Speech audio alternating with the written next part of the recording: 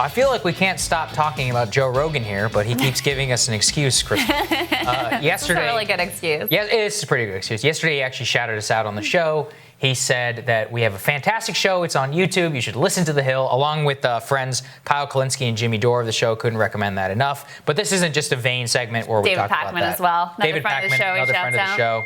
But the most important thing we should talk about here is what he said after that, which is that he was saying, apparently Joe's mom called him and said, I heard he was a Trump supporter now. And yes, Joe, if you're watching this, it is true. The President of the United States did retweet a clip of you seemingly endorsing him. I saw that. But what Joe was saying was, he said, look, I'm a moron. I don't know anything. I just don't want to vote for a guy who he says he believes is in clear mental decline. And I think what's so important and what we've talked about here before is that instead of shaming Joe Rogan, the way that they've said, oh, he's a transphobe, all this other stuff, you should instead understand that this man has the largest podcast online platform in the entire world.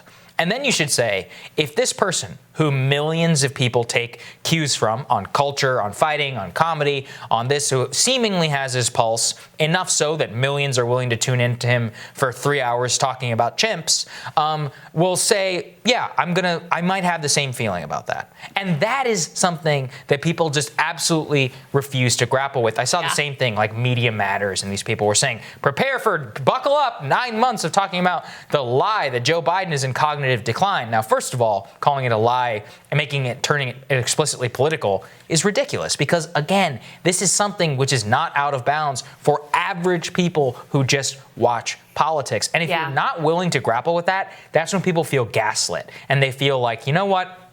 Media's lying to me. They're not telling me what's going on here. And if they can't even tell you the most basic truths about that after they've spent all this time, oh, Trump has heart disease. His doctors are lying. He's overweight. He's obese. Look at him like this. Remember that time that they brought on the body language expert to determine whether Bernie was lying? Whether Bernie was lying. I mean, I think I called that on our live stream. I was like, wait for body language experts to come in. And it actually happened.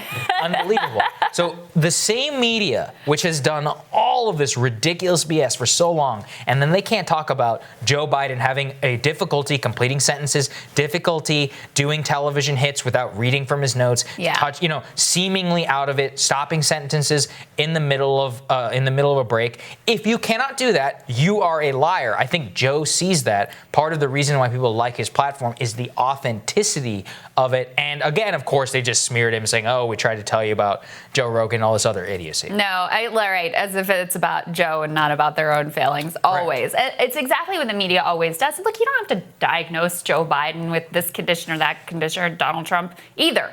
But you can just evaluate for yourself his ability to articulate himself clearly and coherently and be able to hold multiple thoughts in his head and express them in a way that makes sense to the listener. Like, just evaluate that, which is what Joe's doing. It's funny how Joe always says, too, like, I am not a political expert, so don't get your politics advice from me, right? I'm not that guy. But the reality is, whether he likes it or not and likes having that responsibility or not, a lot of people do look to him and do respect him and do listen to his opinion. Why? Not because he's an expert, but because he's honest.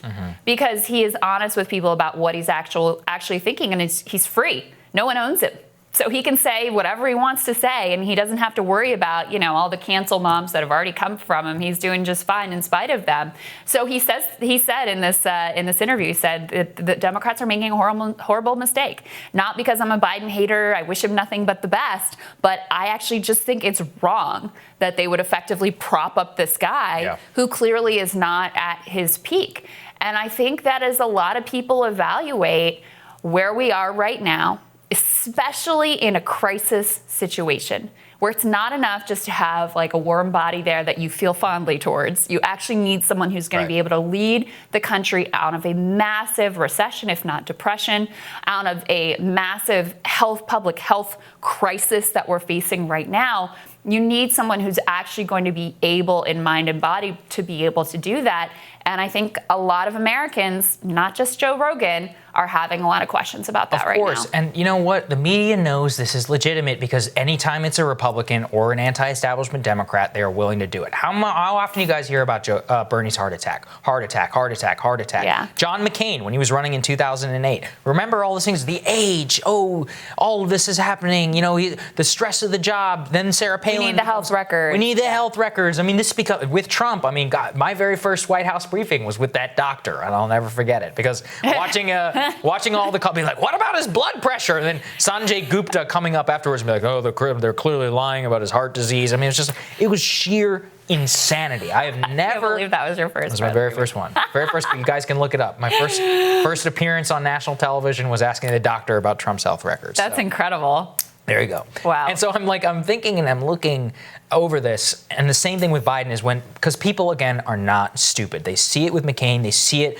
with Trump, they see it with Bernie, they see it with every other politician. And then the one person who is now the Democratic nominee for president of the United States, they won't talk about that. That's it. That is exactly what they say. They look at and they say, this is corrupt. This is a cover-up. They're clearly playing for the team. They're not honest actors, and that's the issue. Right, and it's a very common media tactic to basically pair in the bounds of what you're allowed to talk about. Like, you can't say that. You can't think about, you can't ask those questions. That you're not allowed to go there, which is exactly why so many people turn to people like Joe and hopefully tune into this show, because they object to the narrow, bounded, conversation that is permitted within cable news. And those bounds, as you're pointing out, always change depending on who and what and when they're talking about, whether it's one of their favored candidates or whether it's a candidate who's on the outs. Definitely determines the bounds of that conversation you're allowed to have. Yeah, it's the bounds of the conversation. And again, it's just so crazy to me that they are dismissing so much. And this brings us back to a conversation we had earlier in the show, which was about Bernie and left media. They're like, this was a Vox piece in which they basically said, look, Bernie might campaign for Biden, but left media is probably not going to forgive him or will have very hard times. And I saw that the way they were writing it as an indictment of left media or of even independent media, right? But really what it is just independent people free of the strictures of corporate media and don't have to play these games are willing to tell the truth and have told the truth for some time. Some of them happen to align with Bernie. Some of them happen to align with whomever. They have used, these platforms are true to their viewers because they tell the truth. That's really true. Not because they're willing to play for one team and then cynically, look, Bernie's a politician. He has to go flack for Biden. But that doesn't mean that the people who necessarily had backed him need to do so whenever the election comes around. That's a very good point. People should read that piece, by the way. It's interesting just the way that it's framed out. But yeah, if you're going to be in cable news, you can either be for Trump or you can be for Biden and anti-Trump. They can't wrap their head around it. There can't be anything outside of those two lanes. Are you red or are you blue? Are you blue or are you red? That's it. That's as far as we're willing to go. So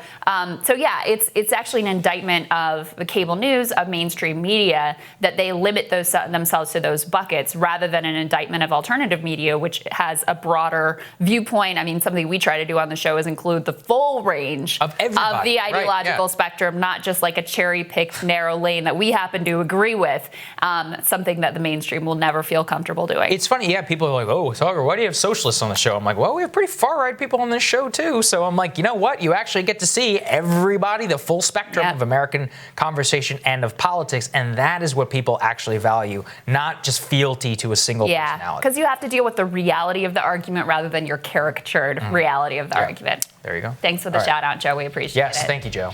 A lot more rising for you after this.